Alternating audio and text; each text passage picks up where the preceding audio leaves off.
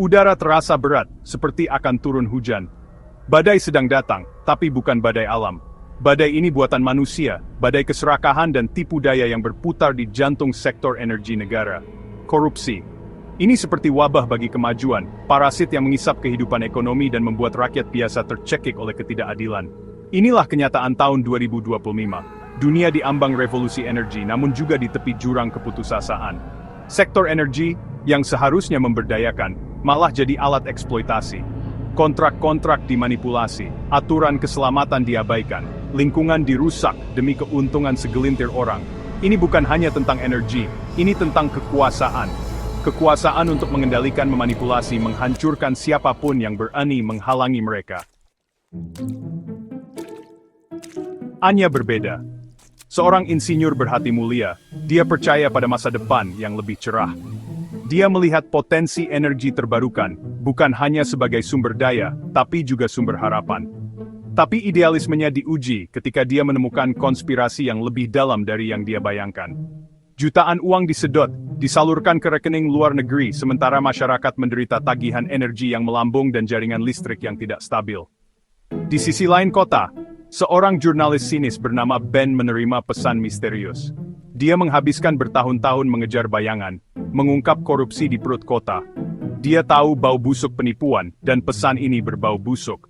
Pesan itu mengisyaratkan skandal besar yang bisa menjatuhkan kerajaan.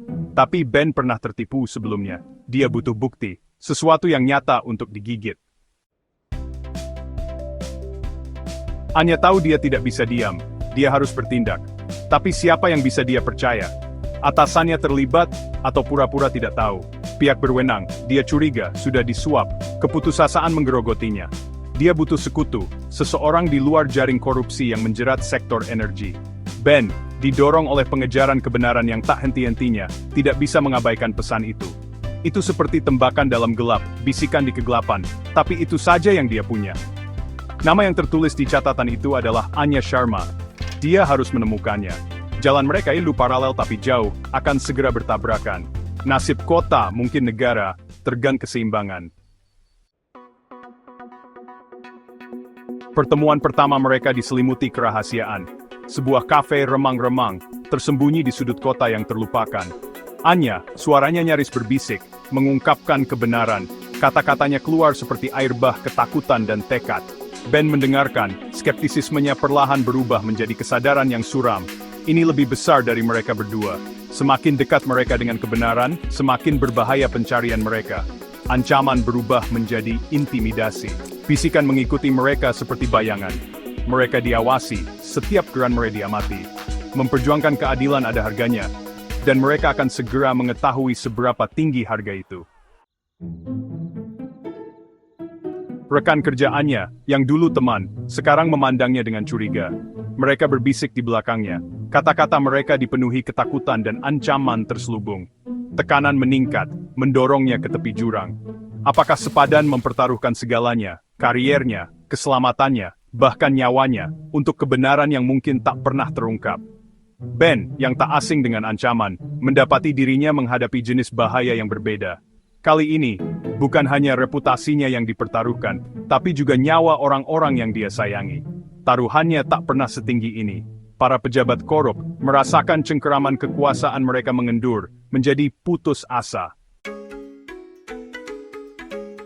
Tepat ketika kegelapan mengancam menelan mereka, secercah harapan muncul. Seorang whistleblower tersembunyi jauh di dalam perut binatang buas menghubungi Anya. Dia punya bukti tak terbantahkan, dokumen yang mengungkap kedalaman korupsi, dan melibatkan orang-orang di puncak. Risikonya sangat besar. Mengeluarkan whistleblower dan mengamankan dokumen akan menjadi perlombaan melawan waktu. Sebuah tarian dengan bahaya yang bisa mengorbankan segalanya. Tapi Anya dan Ben tahu mereka tidak bisa mundur. Nasib banyak orang, masa depan kota mereka ada di pundak mereka. Operasi itu penuh bahaya. Setiap bayangan adalah ancaman potensial. Setiap sudut adalah jebakan potensial. Tapi Anya dan Ben didorong oleh rasa keadilan dan keyakinan pada kekuatan kebenaran, bertahan. Mereka berhasil mengeluarkan whistleblower dan mengamankan dokumen, memberikan pukulan telak ke jantung korupsi sektor energi. Berita skandal itu pecah seperti gelombang pasang menyapu kota, negara, dunia. Kemarahan publik memekakan telinga menuntut pertanggungjawaban. Pintermetro. Tame Wolves sampai tak tembus, mulai runtuh. Skandal sektor energi adalah panggilan untuk bangun, pengingat nyata bahwa korupsi tumbuh subur dalam bayangan, tetapi dapat dikalahkan oleh cahaya kebenaran. Keberanian Anya dan Ben memicu percikan, revolusi kesadaran dan tindakan.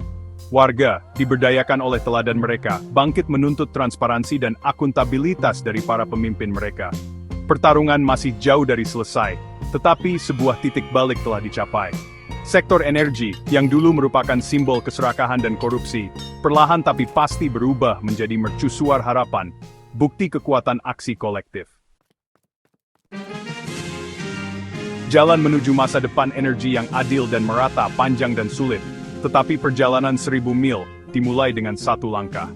Kisah Anya dan Ben berfungsi sebagai mercusuar harapan, bukti bahwa bahkan dalam menghadapi rintangan yang luar biasa, keberanian individu dapat memicu revolusi. Perjuangan untuk transparansi dan akuntabilitas terus berlanjut, tetapi dengan setiap tindakan keberanian, dengan setiap suara yang diangkat melawan ketidakadilan, kita bergerak lebih dekat ke masa depan di mana energi memberdayakan, bukan mengeksploitasi, di mana kemajuan menguntungkan semua, bukan hanya segelintir orang yang istimewa. Badai korupsi mungkin belum sepenuhnya padam, tetapi fajar baru sedang menyingsing, fajar harapan, fajar perubahan.